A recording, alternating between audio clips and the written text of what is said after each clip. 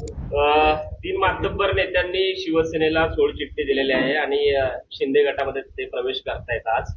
काय कशा पद्धतीची भावना आहे? कारण मातंबर नेते म्हणजे मातंबर म्हणजे काय काय करून घेतलंय? मातंबर म्हणजे काय? पहिलं ते मातंबर म्हणजे माजी मंत्री आहेत, माजी आमदार आहेत, एकाला त्यांचे झेडपीचे सदस्य आहेत होते. कोण कुणी केलं होतं? आता तेच तुम्हाला माहिती आहे ना, कोणी त्यांना केलं? विचारा मातंबर म्हणजे काय ते सांगतो. त्यांना विचारा. अहो, ज्या अमर पाटलाला उमेदवारी दिली त्यांची अवकात नव्हती स्वतःची उमेदवार मिळवून आणायची. या आमच्या शिवसैनिकांनी काँग्रेसला सळू की पळू करू सोडलं आणि उमेदवारी घेतली.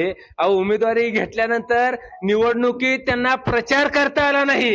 अहो, प्रचार यंत्रणा लावायला त्यांच्याकडे पैसे नव्हते. त्यांनी प्रचार यंत्रणा लावली नाही ती, म्हणून एवढ्या जोरात आपटले पडले ते. आणि कसले मातंबर म्हणताय? कुणाला मातंबर म्हणताय? अहो, आमचा एक शिवसैनिक त्यांना भारी आहे, आमचा शाखा प्रमुख त्यांना भारी आहे. मातंबर काय असतोय? येऊ द्या, घोडान मैदान जवळ आहे. आता त्यांना अमर पाटलाला आमदारकीचं तिकीट सोडा, त्यांना जिल्हा परिषदेला पंचायत समितीला जर कुठं तिकीट दिलं त्या गद्दाराने, तर त्यांच्या विरोधात आमचा एक फटका शिवसैनिक उभा करून धावतो आणि ती शिवसैनिक अमर पाटलाला मातीत गाडल्याशिवाय राहणार नाही.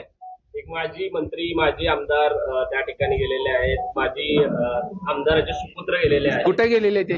शिंदे सेनेमध्ये पळून. गेलेले आहेत. शिंदे सेनेमध्ये गेलेले आहेत. कशा गद्दार सेनेमध्ये म्हणावं. कुठली शिंदे सेना आणि शिंदे सेना? काय बघायचं नाही त्यांच्याकडे? बघायला काय नाहीच त्यांच्याकडे. काय बघू? जी गेले ते त्यांच्याकडे बघायसारखं काय नाहीच. त्यांचं भविष्य तिथं ज्या दिवशी त्यांनी जायचा निर्णय घेतला गेले त्या दिवशी त्यांचं भविष्य संपले. मुळामध्ये गद्दार एकनाथ शिंदेच भविष्य शिल्लक राहिलं नाही. मुळात भाजपनं एकनाथ शिंदेची मुळ्या सगळ्या तोडायला चालू केले. त्या एकनाथ शिंदेची गद्दार सेना आता राहते का नाही बघा. त्यांचा 12 बिस्ता गुंडळायची वेळ आलेली आहे. आता शिंदे साहेब, तुम्ही आता तिकडं पालखी व्हायला जा गुजरातला. तुमचं नीटनेटकं नाही आणि आमच्यातली घेऊन काय करणार आहे? आणि आमच्यामधली मुळात आमची एकनिष्ठ ही नव्हती. एकनिष्ठ शिवसैनिक कुठं जात नाही ते. पण ते जे एकनिष्ठ होते त्यांच्यासाठी गळा पाठवत तर तुम्ही विधानसभेला प्रचार केला. आम्हाला वाटलं, त्यावेळेस कळलं नाही तुम्हाला? आम्हाला वाटलं की ही अशील बऱ्यातलं जरा, पण आम्हाला नंतर कळलं की हे चालता चालता गळा कापला. पण शिवसैनिकाला काय फरक पडत नाही. असे किती आले आणि किती गेले. अरे, शिवसेना आमचे फळ देणारे झाड आहे. असे जर त्या ह्याला 5 वर्षाला अजून निर्माण करते ते. त्याच्यामुळे शेतकऱ्यानं, कामगारानं शेत सोडलं म्हणून काय झालं? मालकाला करणं भाग आहे ना. आम्ही खंबीर आहे. असे किती येतील आणि किती जातील? काय सांगाल? शिवसेनेमध्ये जे आहे ते 2 पदाधिकाऱ्यांची हकालपट्टी करण्यात आलेली आहे. विनाशकाले विपरीत बुद्धी म्हणतात त्याप्रमाणे काल अमर पाटील आणि उत्तम प्रकाश खंदारे हे आमचे 3 वर्ष 3 टर्म त्यांना मंत्रीपद दिलेलं होतं, आमदारकी दिलेली होती, मंत्रीपद दिलं होतं. अमर पाटलांना सुद्धा महाविकास आघाडीशी पंगा घेऊन त्यांना उमेदवारी दिली होती. आणि हे असं असताना सुद्धा म्हणजे पक्षाने ज्यांना ज्यांना खूप काही दिलेलं आहे त्यांना विनाशकाले विपरीत बुद्धी सुचलेली आहे. आणि त्यांनी पक्षाचा काल आम्हाला असं कळलं की ते पक्षविरोधी कार्यवाही करत आहे आणि आज त्यांचा प्रवेश होणार आहे असं कळल्यामुळे त्यांची हकालपट्टी झालेली आहे. काल मातोश्रीच्या सर्व नेत्यांशी, सर्व वरिष्ठ नेत्यांशी आमची चर्चा झाली आणि सर्व गोष्टी कळवलेल्या आहेत. मी स्वतः सुद्धा म्हणजे ते जाऊ नये यासाठी मी स्वतः त्यांना प्रयत्न केला होता.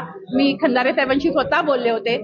खंदारे साहेबांनाही मी समजून सांगितलं होतं की तुम्हाला पक्षाने एवढं काही दिलेलं आहे, आता काय मिळवायचंय तुम्हाला तिथे जाऊन? आमदार केलंय, मंत्री झालाय तुम्ही आणि यावेळेस हा गद्दारीचा डाग लावून घेऊ नका असं समजावून सांगितलं होतं. त्याचबरोबर मी अमर पाटलांना सुद्धा फोन लावला होता, पण त्यांच्याशी संपर्क होऊ शकला नाही.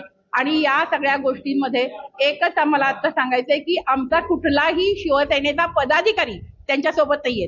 1, 2 ते 3 पदाधिकारी गेले आणि ते पण त्यांनी स्वतःच नेमले होते. ऑलरेडी खरं तर ते शिवसेनेची कधी एकनिष्ठच नव्हते. त्यांनी स्वतःच नेमलेली त्यांची माणसं त्यांच्यासोबत गेलेली आहे. शिवसेनेचा कट्टर शिवसैनिक, आतापर्यंत संपूर्ण शिवसेनेची महिला आघाडी एकनिष्ठपणे आज शिवसेनेसोबत आहे आणि आतापर्यंत एकही पदाधिकारी गेलेला नाहीये. आज शेवटच्या श्वासापर्यंत उद्धव बाळासाहेब ठाकरे साहेबांसोबत राहणार अशी प्रत्येकाने आता इथे प्रत्येकाच्या भावना व्यक्त केलेल्या आहेत या बैठकीमध्ये.